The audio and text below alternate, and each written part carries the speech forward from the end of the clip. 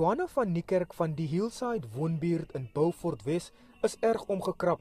Sy sê hulle het al 4 maande lank geen water toevoer nie en inwoners moet water by tanks gaan tap.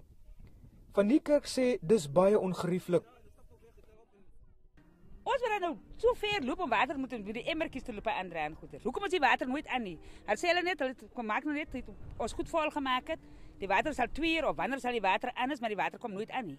Die droë krane is maar 'n druppel aan die emmer van Beaufort Wes se waterkrisis.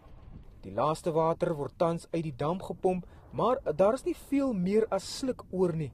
Die Gamka dam verskaf normaalweg 41% van Beaufort Wes se drinkwater, maar kan tans slegs 15% verskaf.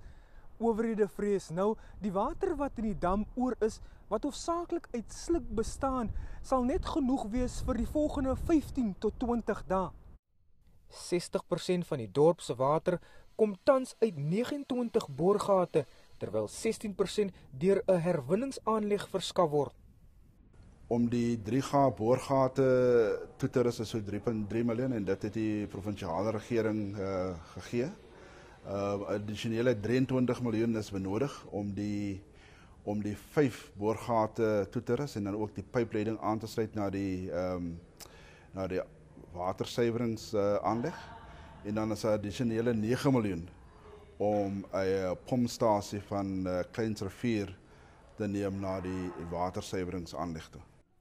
Paulse sê Hillside se watertoevoer is slegs 2 dae lank onderbreek om 'n ou asbespyplyn te vervang en dis nie droogte verwant nie.